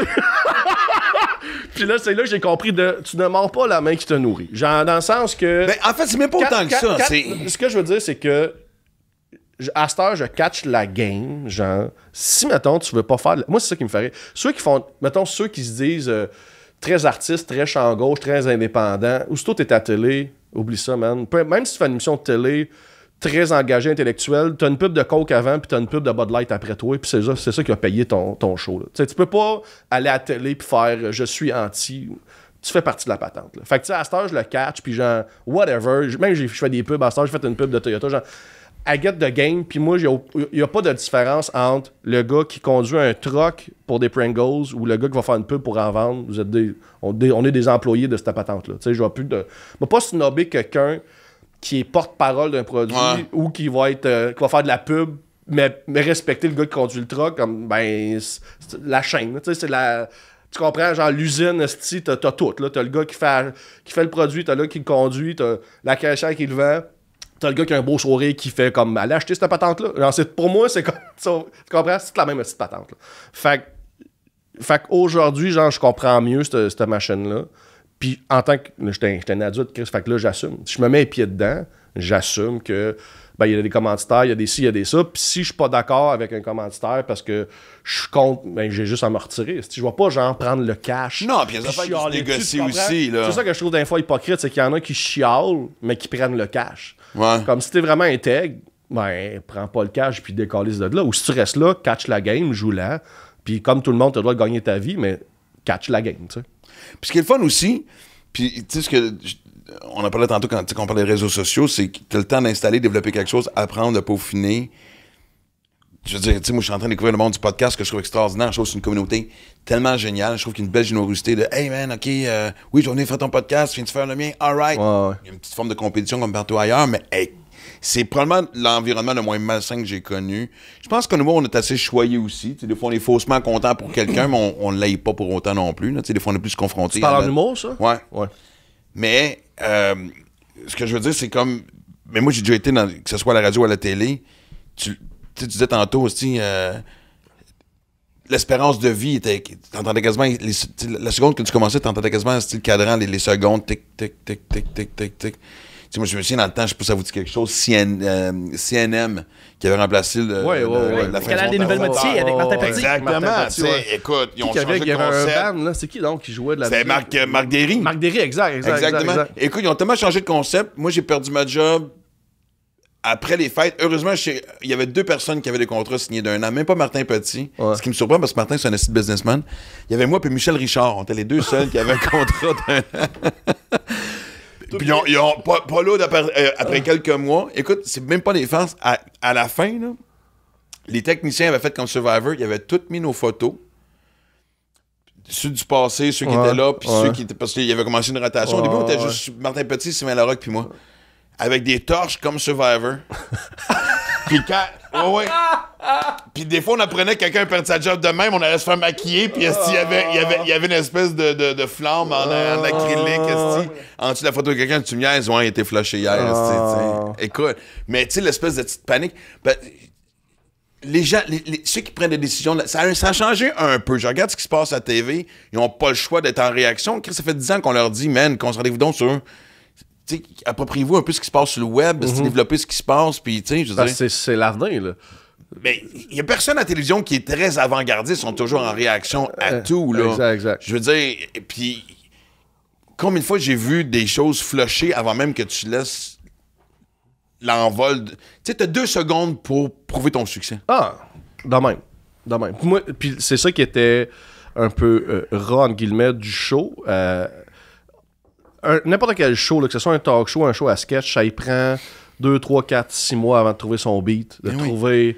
Nous autres, on a eu 42 secondes. Tu sais, puis le départ, c'était pas clair, le show, c'était pas clair, la station avait... Les gens qui ont... La Musique Plus, le fanbase qui ont voulu revoir sont jamais revenus. C'est pas vrai que quelqu'un qui a 37 ans, qui est rendu avec 2 enfants, va revenir à Musique Plus parce que là, tu as mis Claude Rajotte. Genre, non, tu m'as perdu. Là, exact. T'en retournes pas avec ton ex. Exact. Fait que là, eux autres sont allés all-in en espérant avoir des chiffres de fou en 2 mois, comme ben non. Non, puis l'autre problème aussi, c'est que je l'ai vu à la radio, je l'ai vu à la TV, comme je disais tantôt. Des fois, des endroits où Toronto prennent des décisions, ils savent même pas c'est qui les artistes. Non, exact. Mais non, il faut comme ça. Il y a du monde 1 million par année, ce style-là. C'est qui ce calice? Genre des... Ben, Chris, oui. J'ai vu ça dans tout ce qui part de Toronto. Écoute, ils ne savent même pas c'est qui, mettons, Véronique Cloutier ou Martin Cloutier. Véronique Cloutier. What the fuck? How much do we pay that girl? Ouais, peut-être parce que si, c'est comme genre, tu sais. Oh, exact. Peut-être sur le top de la pyramide, fais tes calices de devoir, tabarnak, qu'est-ce que t'es pas dans 8 fuseaux horaires, qu'est-ce que t'es au bout de la 417, tabarnak, Google, monsieur. Ben, Google. Ça le dit en français pas en anglais, Chris, aussi. Fait que, tu sais, c'est ça qui est un peu triste, mais tu sais, ça a toujours été le même, puis on changera pas la machine, mais tu sais, le côté. Tu sais, moi, au Québec, ce que des fois, tu sais, je trouve. Puis encore une fois, heureusement que, tu sais, le web a mis la pression, parce que qui me disait, il y a quelqu'un qui est venu ici au podcast, je sais pas si t'en souviens, Chuck, il disait. Tu sais, la télévision a tellement... Ben, je pense que c'était Joe Roberge. C'est Joe Roberge, puis tu parlais du meeting qu'il a fait quand il est allé dans les bureaux de télévision, puis qu'il est allé dire à des hauts cadres, « Hey, regardez ça, gang, Netflix, c'est cool, t'écoutes tes films, t'écoutes tes télés sur ton téléphone, c'est génial. » Tout le monde à TV, ils ont dit, « Hey, regarde, tu sais pas de quoi tu parles, calme-toi. » 10 ans plus tard, toutes les plateformes, tous les diffuseurs ici au Québec ont une plateforme d'écoute. Il parlait d'une série web, il voulait développer une série web, en tout cas, je sais pas trop quoi, puis en tout cas, ils ont fait... Ça pognera jamais. Maintenant, qu'est-ce que tu sais? Ben, ou l'exemple, Mike Ward, c'est un bon exemple aussi de, dans le temps, son podcast, il en parlait à un diffuseur, un producteur de télé, puis t'es comme, ouais, mais c'est du web, il n'y a pas d'argent à faire avec ça. T'sais. Puis Mike aux Olivier a fait un quart de ce gars-là. Aujourd'hui, il n'y a plus de job. Moi, j'ai une Tesla. Oh, ouais!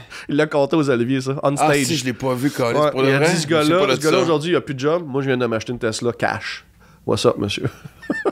Non, mais c'est ce que j'arrive à dire. Tu sais, pour moi, l'exemple, c'est ça que j'arrive à dire.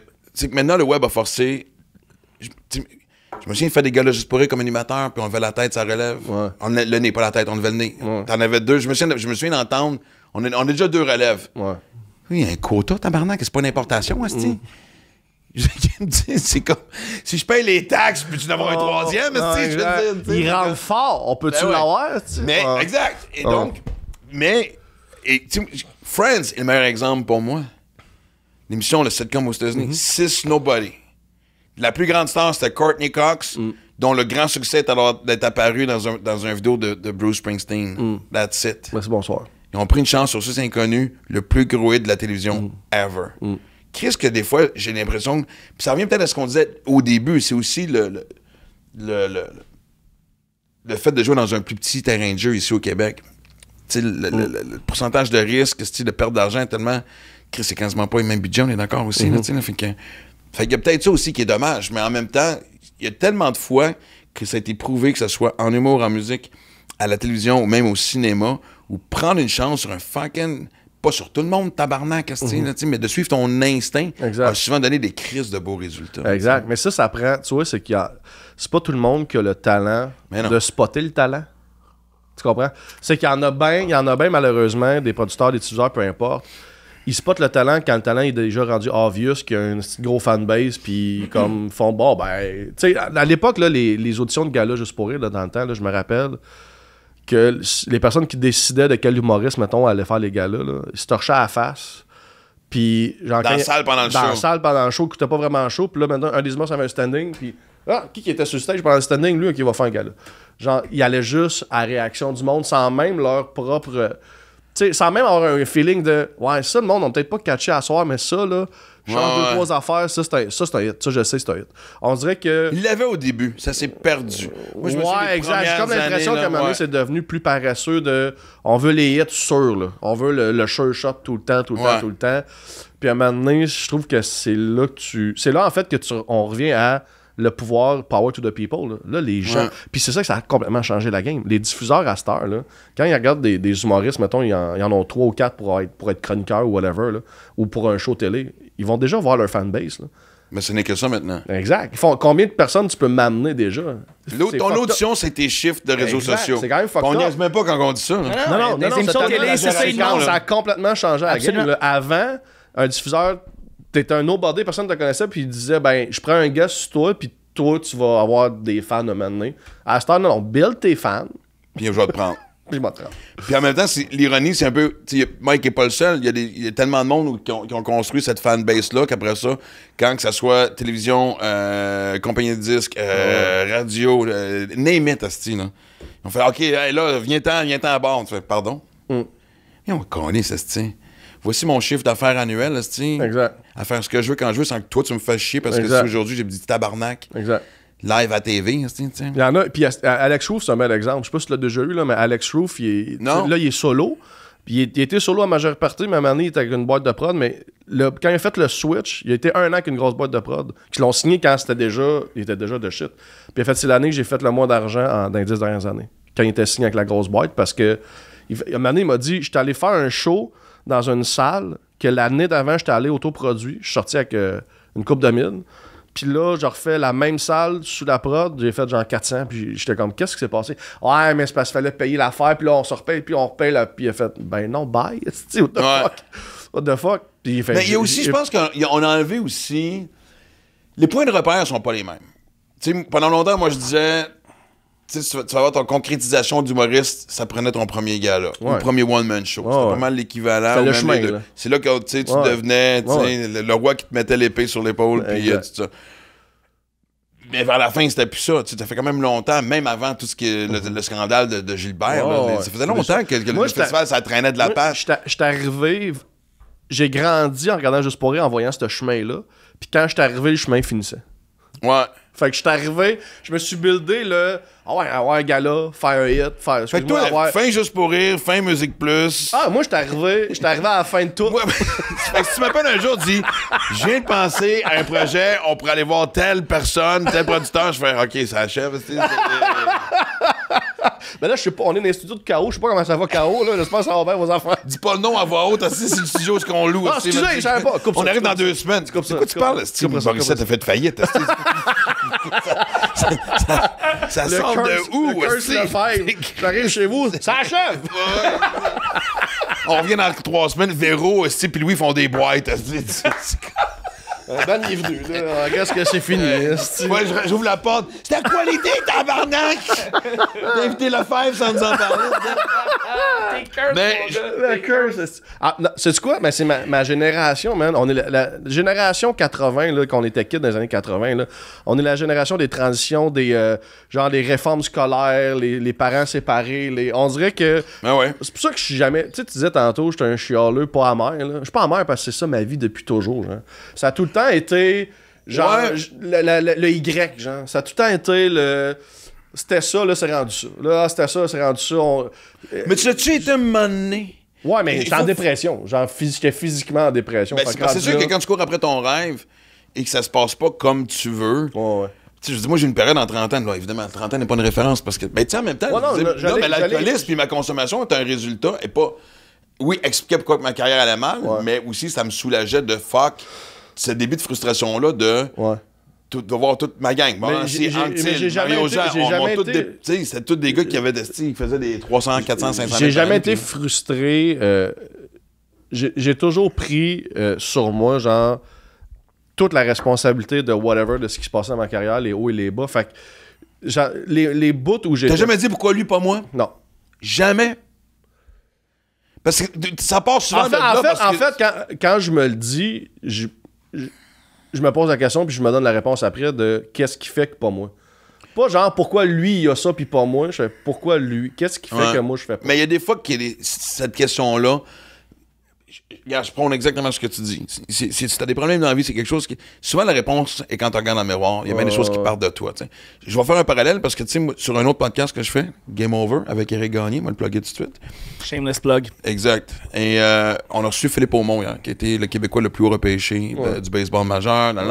Puis il raconte une histoire où, à un moment donné, il y a un camp d'entraînement où il torche. Il fucking torche. À un moment donné, il lance comme 4 manches. Il y a à peu près 10 retraits au bâton. Il se fait renvoyer des mineurs, puis il parle avec Eric Gagné, qui est déjà un peu son conseiller de baseball, tu sais. Puis, à un moment donné, c'est parce que tu arrives à cette espèce de...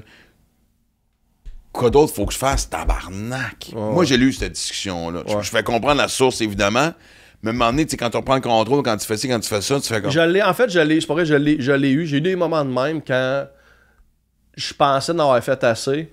Puis là, tu te rends compte comme Chris, je pense. Puis là, je n'ai pas fait assez. Dans le sens que, tu sais, tu t'arrives pas au stade que tu pensais être, ou t'as pas la gig, ou là, tu te compares. Mais c'est parce que je m'étais dit, mettons, si je donne tant d'énergie dans cette affaire-là pendant 6 mois, je devais être rendu là. Ouais. Puis en comparé à d'autres, parce que tu compares, si lui, c'est rendu. Puis là, OK, j'ai juste pas donné assez, faut que je continue. C'est tout. C'est pas genre. Tu sais, puis je me connais, je le sais quand je donne mon 100%, mais quand je le donne pas. Puis les fois où les affaires marchent pas, c'est parce que je donne pas mon sang. Là, tu sais, mettons, si je donne mon sang là, constamment, là, puis genre les affaires marchent. Les bouts où ça marche pas, c'est parce que je donne pas mon sang. Fait que je suis honnête avec moi de... Ouais, mais... Pourquoi lui? Même parce que tabarnak. Là, aujourd'hui, t'as donné combien? Je vais amener une boîte de Monsieur Poff. Non, mais il y a aussi... Parce qu'à un moment donné, tu sais, la tarte de l'humour est toujours restée la même, mais la population qui l'habitait arrête pas de grandir. On l'a toujours dit. Là, ouais. Je l'ai raconté 1000 fois, je pense, cette anecdote-là, mais déjeuner avec Martin Petit en 2000, puis on capotait parce qu'il y avait 19 shows sur la route. Il y en a au-dessus de 50 par année maintenant. Tout ça pour dire que moi, je me souviens que, tu sais, quand on me disait, mettons, on partira pas au Saint-Denis, je capotais. Ouais. Parce que mes chums étaient au Saint-Denis, mais mes chums vendaient fucking 100 000 tickets, pas moi, tu sais. Ouais. Pour moi, c'était une défaite. Puis il y avait une époque aussi, même au Québec, que si ton show passait pas au Saint-Denis, pour monsieur et madame tout le monde, c'était pas un bon show. Fait que ben du monde louait le Saint-Denis, puis après ça, partait dans les petites salles, tu sais. Puis les petites salles étaient moins nombreuses qu'aujourd'hui, de toute façon, anyway. Mais ce que je veux dire, c'est que je trouve fun, je vois du monde comme toi... Si je pense que je parlerai pas plus, mais Mike a eu une période de frustration avant de faire hey, il va me contrôler mes affaires, puis je vais arriver. Je pense que c'est moins important maintenant pour une belle tranche d'humoristes fucking talentueuse de faire.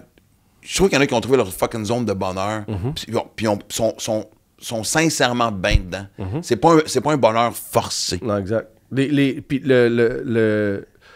tu disais, là, tu sais, le Saint-Denis, moi, quand j'ai grandi, c'était ça, là, tu sais, gala, blablabla, fallait être au Saint-Denis. Si tu faisais ta première dans n'importe quelle autre salle de Montréal que le Saint-Denis, même si t'allais à l'Olympia, au Corona, là, pas où, Chris, mais... Hey, Corona, c'est pas le Saint-Denis. Ouais. C'est une merde, doit pas être bon. Mais là, c'est plus ça.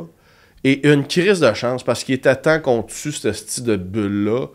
Des salles, il y en a plein. Puis un humoriste, des fois, il y a des humoristes que leur humour a fait plus d'une salle de 400 qu'une salle de 2000.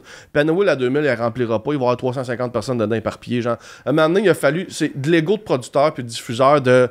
Il a fait les grosses salles. Ouais, mais il y avait combien dedans de gens qui ont acheté leur billet? Ouais. Parce que tu sais, quand ça marche, là, tu signes pour 2 shows.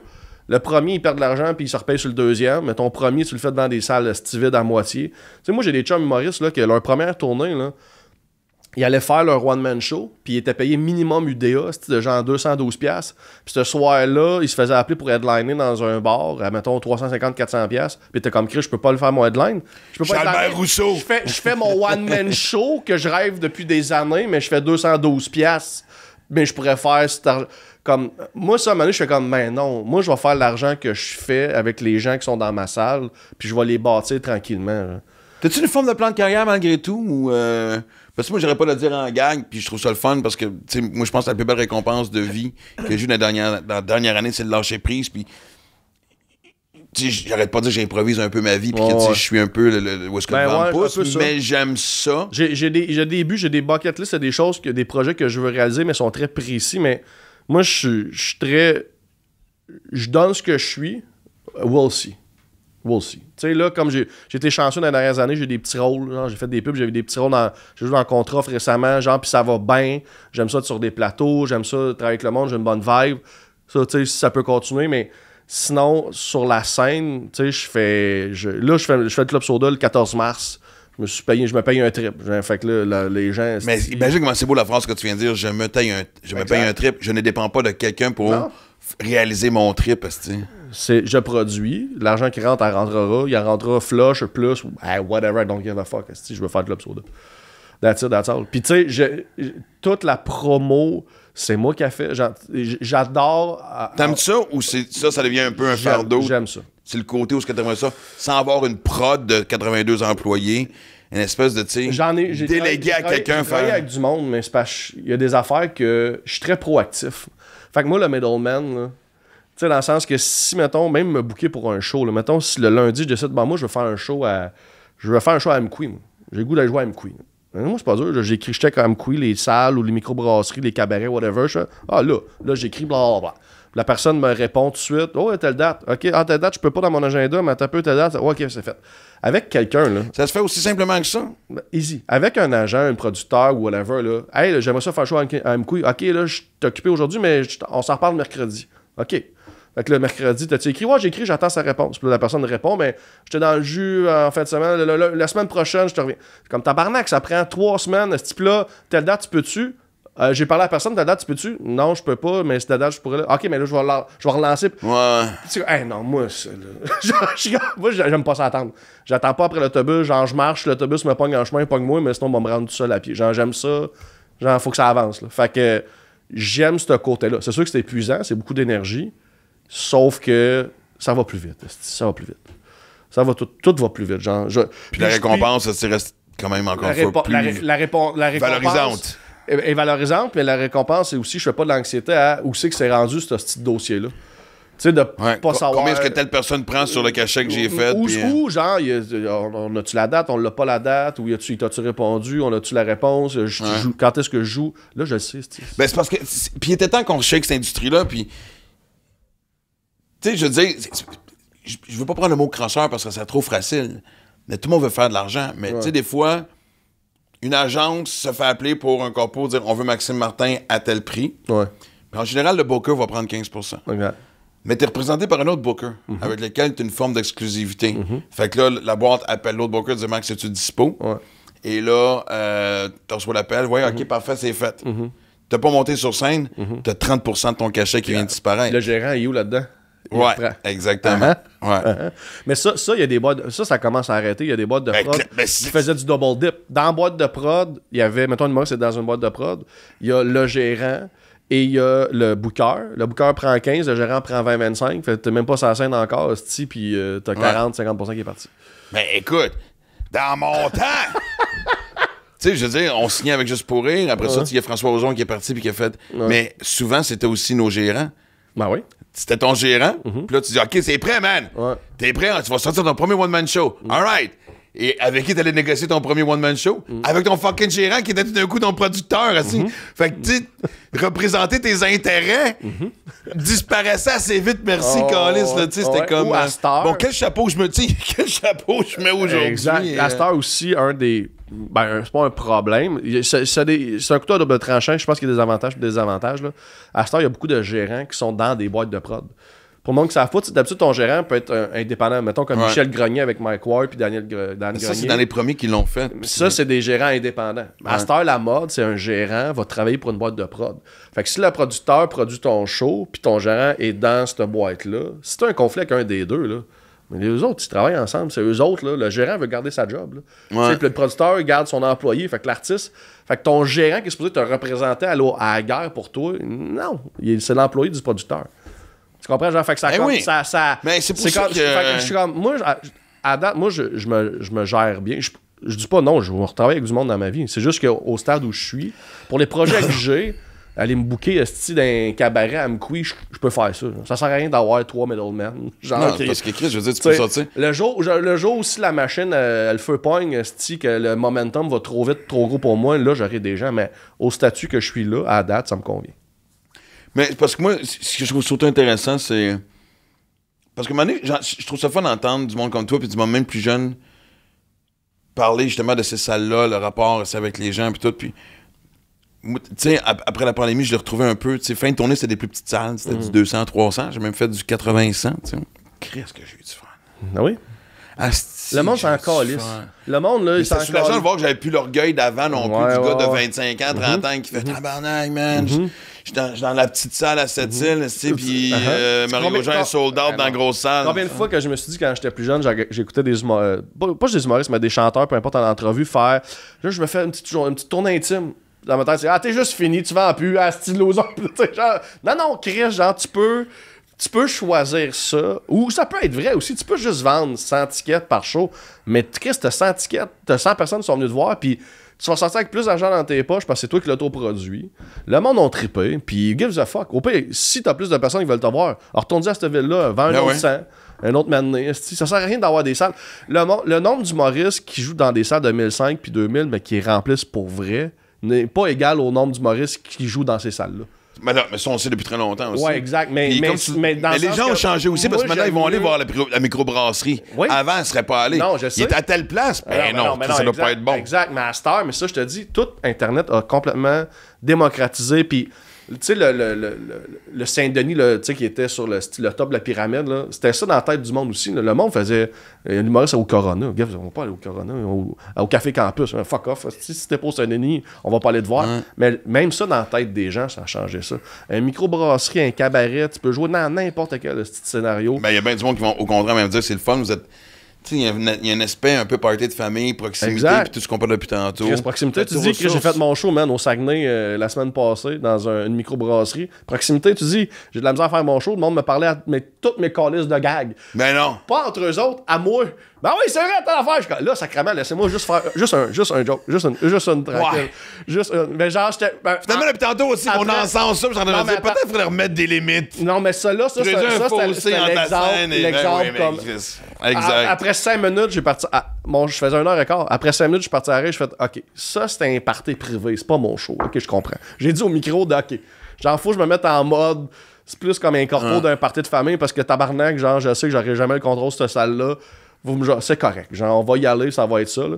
Mais c'est le côté. Ça, c'est le côté. Puis tu vois, la semaine d'après, j'ai joué dans une méga grosse salle à Terrebonne pour un show bénéfice.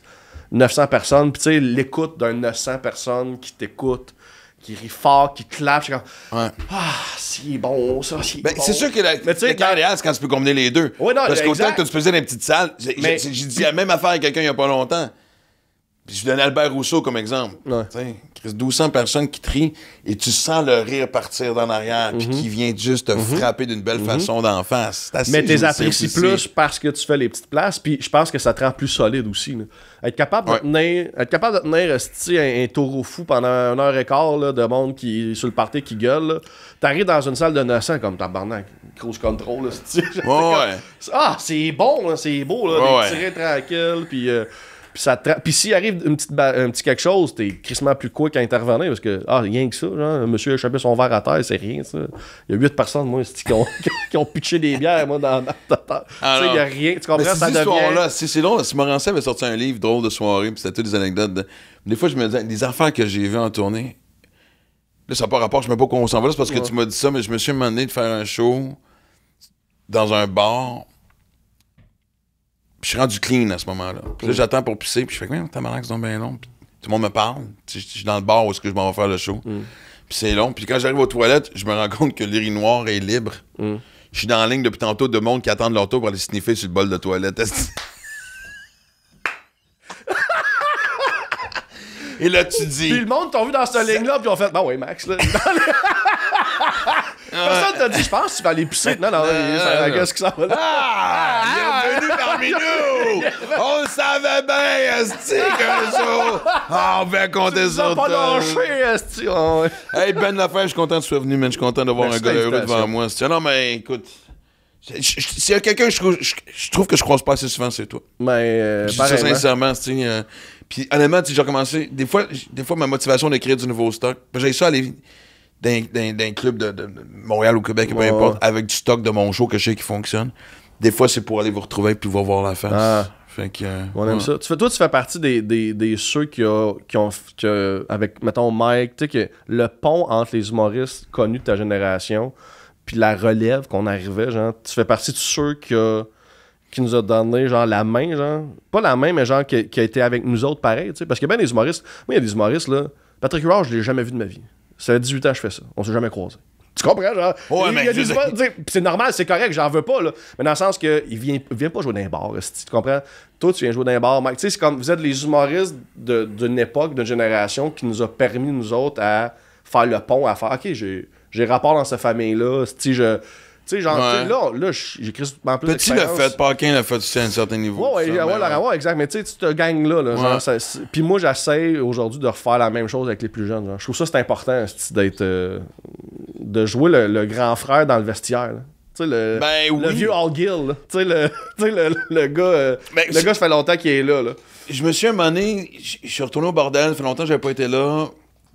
Je connaissais presque tout le monde. Il y en avait... Parce que, tu sais, le bordel, maintenant, qu'il y a 2 salles...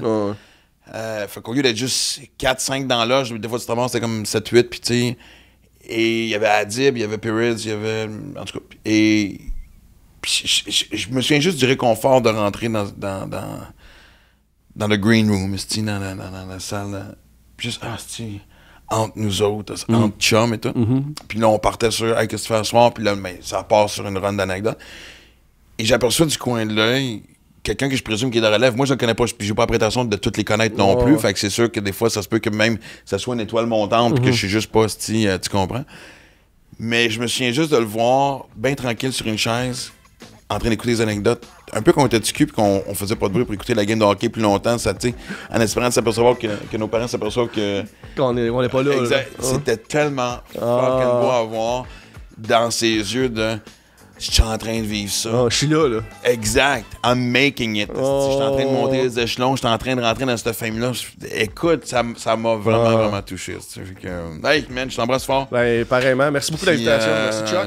Ouais. Pour les nombreux verres d'eau. Qu'est-ce qui s'est passé, toi, man? Au début, t'étais en feu. Ça fait longtemps que Moi, j'étais le petit cul qui écoutait depuis tout à l'heure. Ouais, on parle fort, mais on parle vite. C'est dur à embarquer dans la corde à danser. On est désolé. Je pense. C'est pas grave. Ouais, au début, il a essayé. Je pense que...